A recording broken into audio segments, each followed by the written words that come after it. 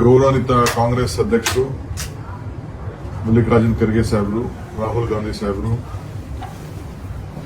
ಇಬ್ಬರು ಎಐಸಿಸಿ ಪ್ರಧಾನ ಕಾರ್ಯದರ್ಶಿಗಳು ವೇಣುಗೋಪಾಲ್ ಅವರು ಮತ್ತು ಸುರ್ಜೇವಾಲಾ ಅವರು ನನ್ನ ಮತ್ತು ಮುಖ್ಯಮಂತ್ರಿಗಳನ್ನ ಬರಬೇಕು ಅಂತೇಳಿ ಆಹ್ವಾನವನ್ನು ಕೊಟ್ಟಿದ್ರು. ಆ ಪ್ರಕಾರ ನಾವಿಬ್ಬರು ಬಂದು ಪಕ್ಷದ ಸಂಘಟನೆ ವಿಚಾರದಲ್ಲಿ ಕರ್ನಾಟಕ ರಾಜ್ಯದ ರಾಜಕಾರಣ ಮತ್ತು ಇತ್ತೀಚೆಗೆ ನಡೆದಂತ ಆಕಸ್ಮಿಕವಾದಂತಹ ಒಂದು ಘಟನೆ ಬಗ್ಗೆ ಚರ್ಚೆ ಆಯಿತು.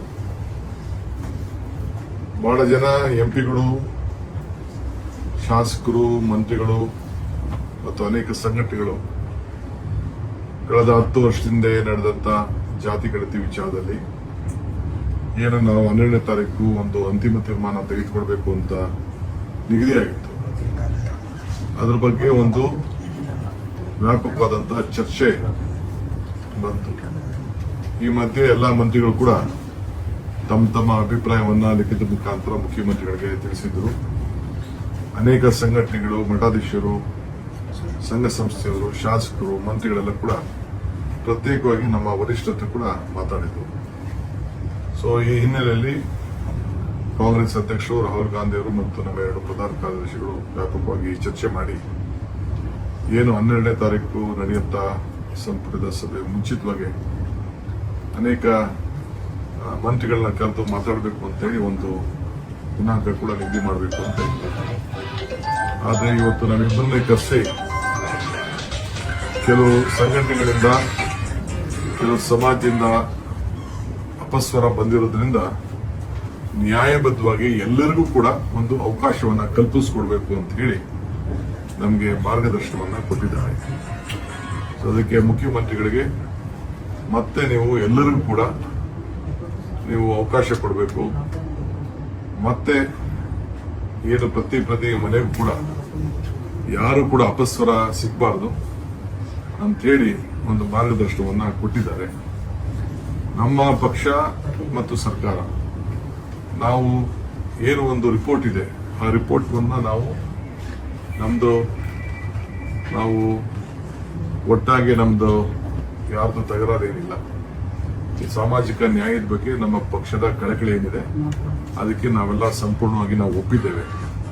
ಆದರೆ ನಂಬರ್ ಬಗ್ಗೆ ಕೆಲವರು ನಮ್ದು ಜನಸಂಖ್ಯೆ ಕಡಿಮೆ ಇದೆ, ನಮ್ಮನ್ನು ಬಿಟ್ಟೋಗಿದ್ದಾರೆ, ನಮ್ಮನ್ನ ಮಾತಾಡಿಲ್ಲ ಅಂತ ಏನು ಹೇಳಿದ್ದಾರೆ, ಅದರ ಬಗ್ಗೆ ನಾವು ಎಲ್ಲರೂ ಕೂಡ ಅವಕಾಶವನ್ನು ಮಾಡಿಕೊಡ್ಬೇಕು ಅಂತೇಳಿ ತೀರ್ಮಾನ ಮಾಡಿದ್ದೇವೆ. ಅದಕ್ಕೆ ನಾನು ಈ ಸಂದರ್ಭದಲ್ಲಿ ಎಲ್ಲ ಸಾರ್ವಜನಿಕರಿಗೆ, ಮಠಾಧೀಶರಿಗೆ, ಸಂಘ ಸಂಸ್ಥೆಯವರಿಗೆ, ಸಮಾಜದ ಮುಖಂಡಗಳಿಗೆ ಎಲ್ಲರೂ ಕೂಡ ನಾವು ಮನವಿ ಮಾಡ್ಕೊಳ್ತೇವೆ.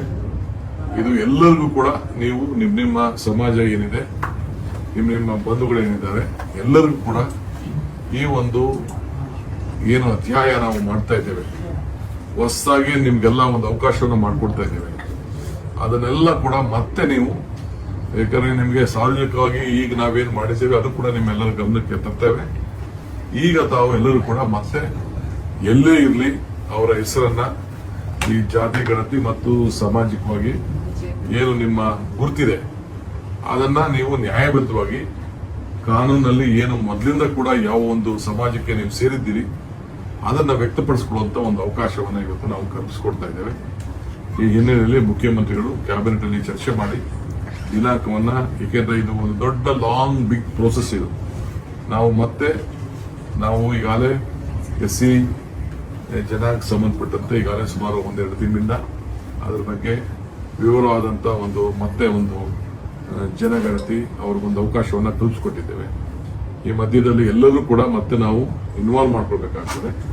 ಈ ಹಿನ್ನೆಲೆಯಲ್ಲಿ ನಾವು ಕ್ಯಾಬಿನೆಟ್ ಅಲ್ಲಿ ತೀರ್ಮಾನ ಮಾಡಿ ಮುಖ್ಯಮಂತ್ರಿಗಳು ಯಾವತ್ತಿಂದ ಪ್ರಾರಂಭ ಆಗ್ತದೆ, ಟೈಮ್ ಲೈನ್ ಎಲ್ಲ ಕೂಡ, ಯಾಕೆಂದ್ರೆ ಇದಕ್ಕೆ ಸಾವಿರಾರು ಜನ ಅಧಿಕಾರಿಗಳು, ಟೀಚರ್ಸ್, ಬೇರೆ ಅವರೆಲ್ಲ ಕೂಡ ಇದಕ್ಕೆ ಬೇಕಾಗಿದ್ದರಿಂದ ಇದನ್ನ ಯಾವ ರೀತಿ ಮಾಡಬಹುದು ಅಂತ ಹೇಳಿ ನಿಮ್ಮೆಲ್ಲರೂ ಕೂಡ ತಿಳಿಸುವಂತ ಕೆಲಸವನ್ನು ನಾವು ಮಾಡ್ತೇವೆ. ಅದರಿಂದ ಯಾರು ಕೂಡ ನಮ್ಮ ಸರ್ಕಾರದ ಬಗ್ಗೆ ಆತಂಕ ಬೇಡ.